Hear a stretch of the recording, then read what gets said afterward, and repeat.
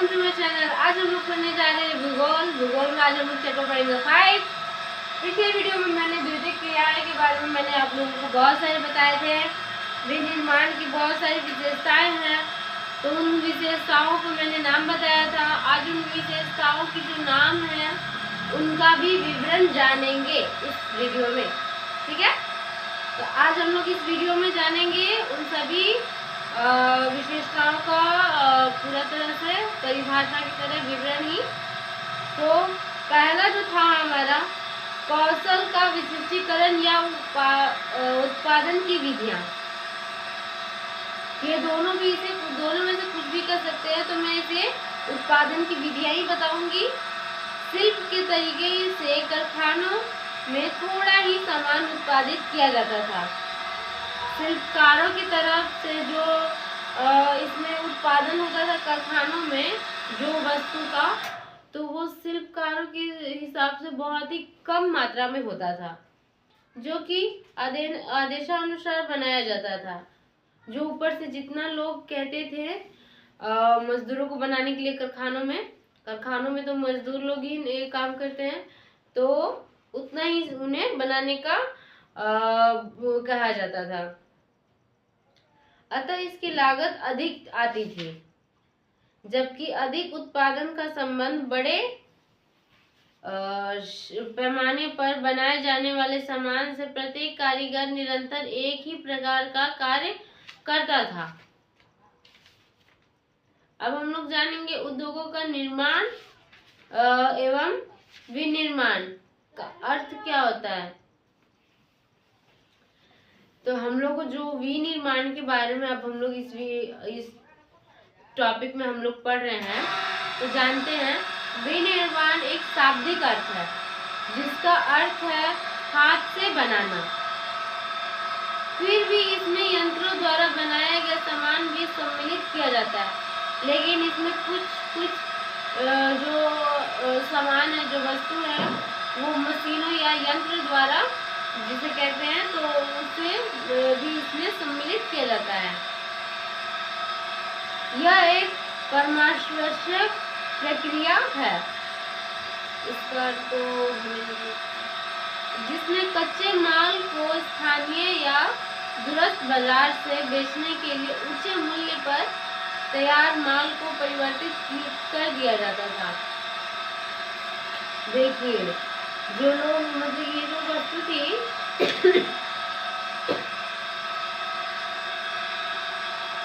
ये जो वस्तुएं थी वो उन्हें एक बहुत बढ़िया मार्केट में बाजार जिसे कहते हैं हिंदी में, तो उसमें जाकर ये लोग बहुत जो बड़ा मार्केट रहता था उसी में ये लोग जाकर ऊंचे मूल्य पर बेच देते थे। और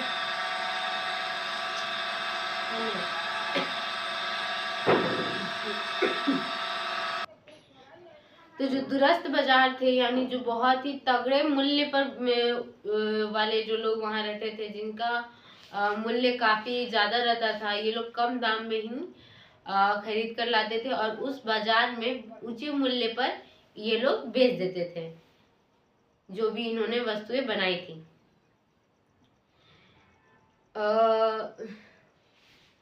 वैचारिक दृष्टिकोण से उद्योगों का निर्माण इकाई होती थी जिसकी भौगोलिक स्थिति अलग होती थी एवं प्रबंध तंत्र में अंतर्गत लेखा बही एवं रिकॉर्ड का रख रखाव भी रखा जाता था।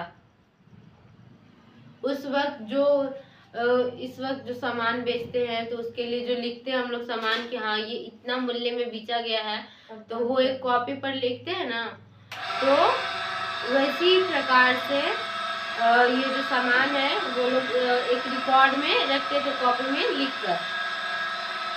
जब कोई इस्पात उद्योग और रसायन उद्योग शब्दावली का प्रयोग करता है, तब उसके मस्तिष्क में कारखाने एवं कारखानों में होने वाली विभिन्न प्रक्रियाओं का विचार भी उत्पन्न होता है। जब कारखानों में काम होता है, जो लोग काम करवाते हैं, उनके दिमाग में और भी विभिन्न प्रकार की प्रक्रियाएं उत्पन्न होती है कि और किस तरह से काम करवाएंगे तो हमारा जो काम और भी जल्दी और आसानी से हो जाए और ज़्यादा से ज़्यादा हो।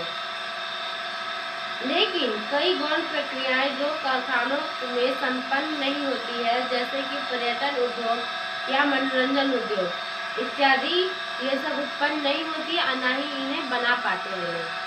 अतः स्पष्टता के लिए भी निर्माण उद्योग शब्दावली का प्रयोग किया जाता है। अब हम लोग जानेंगे यंत्रीकरण। यंत्रीकरण में यंत्रीकरण का तात्पर्य है किसी कार्य को पूर्ण करने के लिए मशीनों का प्रयोग करना। यंत्र मतलब सीधा हमारा पता चल जा रहा है कि यंत्र यानी मशीन का इसमें नाम आएगा।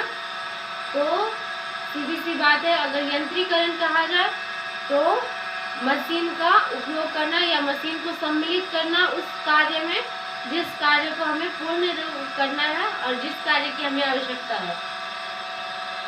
स्वचालित यानी निर्माण की प्रक्रिया के दौरान मानव की सोच को सम्मिलित किए बिना कार्य यंत्रीकरण की विकसित अवस्था है। पुनर्निर्मित एवं स्वचालित 5 कंप्यूटर नियंत्रण प्रणाली से युक्त स्वचालित कारखाने जिनमें मशीनों को सोचने के लिए विकसित किया गया है, पूरे विश्व में नजर आने लगी है। अब जो मशीनों की जो बनावट है, जो बनते जा रही है दिन पर दिन आजकल के, वो दिन पर दिन इतनी विकसित होती जा रही है कि मनुष्य कम से कम सोचे और यंत्र जो यानी मशीन है उन्हें सोचने के लिए ज्यादा उत्प्रेरित किया जाता है, उसमें ज्यादा से ज्यादा वस्तुएं लगाई जाती हैं, जिससे मशीन अपने नियंत्रण बिना किसी से नियंत्रण जो लोग चलाते हैं उनसे बिना संपर्क किए ही वो खुद पर खुद सोचे और सारा कार्य वो स्वयं कर ले। इसी को यंत्रीकरण कहते हैं। तो आज के लिए इतना ही, मिलते हैं अब कल और भी हम लोग उदाहरण के साथ। अभी बहुत से बचे हैं, केवल मैंने अभी 2 बताए हैं।